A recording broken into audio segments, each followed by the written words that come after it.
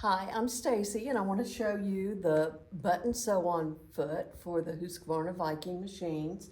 This is one of our favorite feet. There's two parts to it. This is the foot. It has a slide right here that helps you add a shank to a flat button.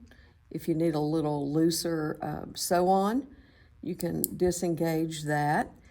There are also a pair of tweezers, let me show you this, that hold your button. May not work on this one.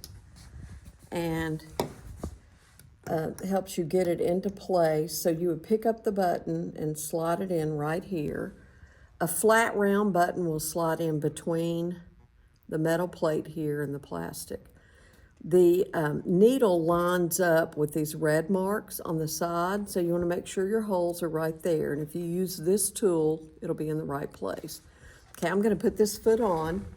It looks kind of odd, and it's kind of upside down looking, but it goes on the same as the other feet. There's a little bar there, and I'm just going to pop it into place. I want to make sure when I use this that I have plenty of thread, because I'm going to show you a technique for securing your button. So I have my bobbin thread up and my top thread. I'm going to sew a button on this cute little basket Jane made. Here's one I've gotten on. I'm going to show you how to secure that in a minute. So this is 2 layers of fabric and batting quilted, and then it's folded over.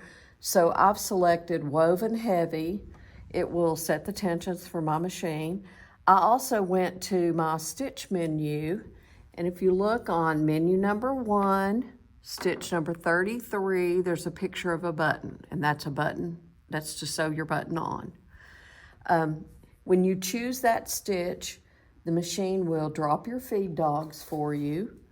It also tells you how many times it's going to sew back and forth to secure this button right here, and it will fix it at the end. You can increase that number, or that's the default is 8. So I'm just going to use 8. This is a decorative piece. If you look, there's a free arm on this machine. I've removed the accessory tray on the back, so it's easy to get my project under. This is kind of thick, so if you remember, there's an extra lift function on the Viking machines, and I've used that to get my presser foot up high. I'm going to put this button in. Let's see how I oriented that one. Most of the time, if I'm sewing a button on a garment or some other things, and it's a regular round button, I just mark a crosshair on my fabric, and then it's easy to line up. If you just put a dot, it's a little bit hard to see through those holes. But on this piece, I'm just going to eyeball and put it down into the corner a little bit, maybe 1/8 of an inch or so away from the top stitching. That button has an indention, and these little tweezers are a little bit hard to use with the indention. So I'm going to hold this button and move it up under. Now I'm going to lower my needle to make sure I've hit where I want, and it's lined up horizontally straight across. Now I'm going to lower my presser foot.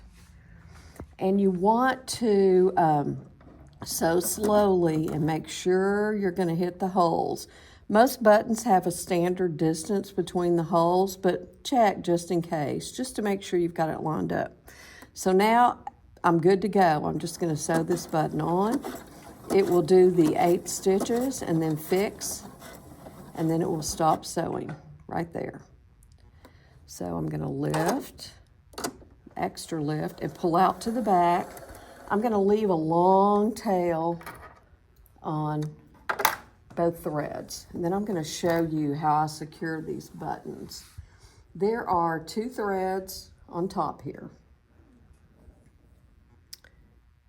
I'm going to trim them off to the right length, and I use a big eye needle. This one's a tapestry needle. You just want to make sure it'll go through the hole in your button.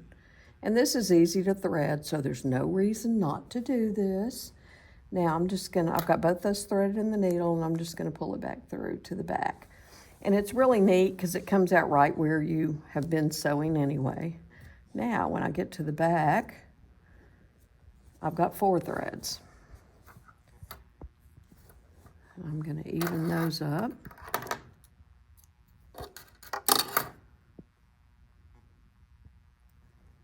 thread them through my needle. You know, a big eye needle's good for this. I'm going to tie an overhand knot right here. So you can just make a loop, pull it through, and pull that down tight on your needle. That's going to secure it. It's not going to come off. And then I bury those threads up in the project. Even on a shirt, just bury it in the placket a little ways away. And you can cut that off. Nobody will see it. There's nothing to get caught. The button's nice and secure. So use your button sew-on put. It saves a lot of time. Your buttons are very neat because all the stitches are exactly in the same place.